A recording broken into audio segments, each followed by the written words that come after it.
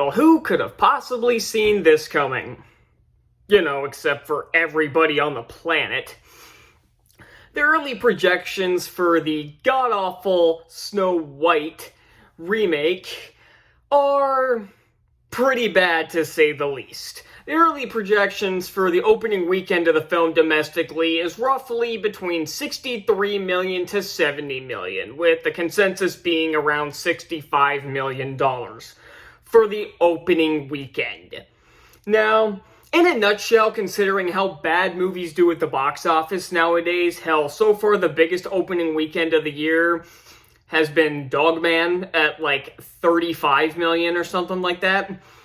Which, for a movie like that, isn't too bad, I will say that, especially since that movie has a relatively low budget. So, if you were to put it in that scenario, 65 million doesn't sound that bad. But then you have to take into account just how expensive this movie is gonna be. There were reports early on that by the end of 2023, and keep in mind, I'm pretty sure they did reshoots last year as well, so this wouldn't even be the full budget, that it could have possibly ballooned up to $269.4 million. That is insane. How does a movie like Snow White cost almost $300 million? Something like Little Mermaid, which I think ballooned up to about $250 to $300 million, somewhere in that scenario. I get because there's a lot more CGI that goes into that film, even though the CGI looked absolutely atrocious in that film. But regardless, I get why a movie like that has a high budget. But considering this movie now, I mean, well, we know part of the reason why the movie's budget is so big is because they went full CGI with the dwarves for some reason. And not to mention that I have to bring this up again, those dwarves are fucking horrifying. Like, how did anybody in the visual effects department, the director, and considering this is the director who made the amazing Spider-Man films, how did he let this CGI fly?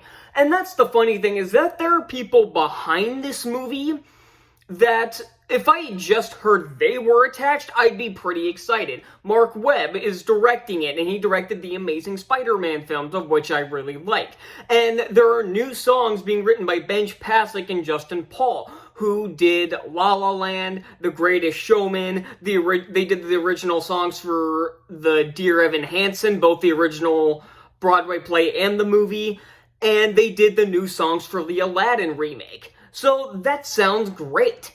But everything else surrounding the movie is tanking it. And I've seen a lot of people try to spin these numbers as a good thing, and Screen Rant made one of the most copium, or it was copium the article is how Yellow Flash, but that's exactly what it was.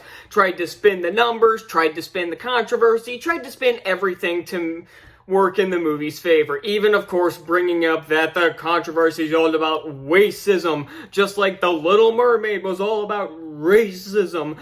And I get, like, are people still falling for this shit? Like, is it still 2020?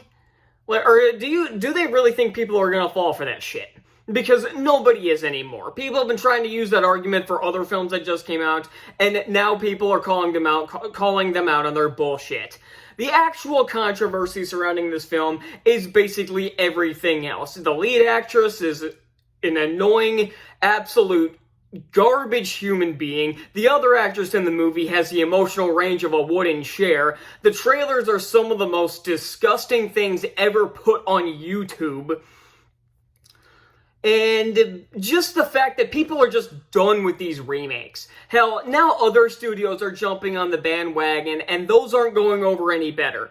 Except for fucking diehards of the franchise that'll defend anything. I haven't seen anybody say anything nice about the How to Train Your Dragon remake. How long is it gonna be until Universal gives us the live-action Despicable Me? How long is it gonna be until Pixar gives us the live-action Toy Story? Well, I've actually been seeing rumors that Pixar's working on live-action remakes of their own, so that might not be as far-fetched as I thought.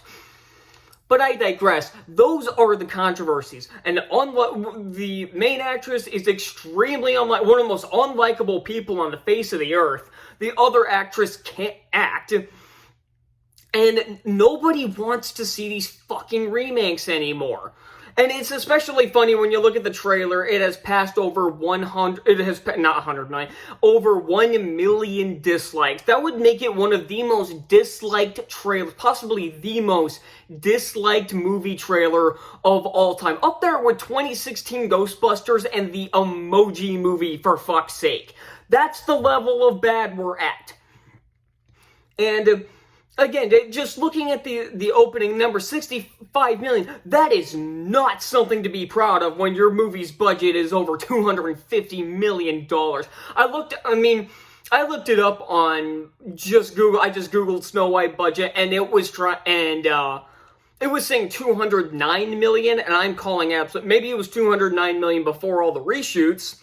But considering all the reshoots, this movie's budget could balloon up to the Flash levels of high. That's what we're dealing with, and it's probably going to make less money than the Flash, which is really embarrassing. Because even their last one, their last live action, not including Mufasa, that was a prequel, that doesn't count.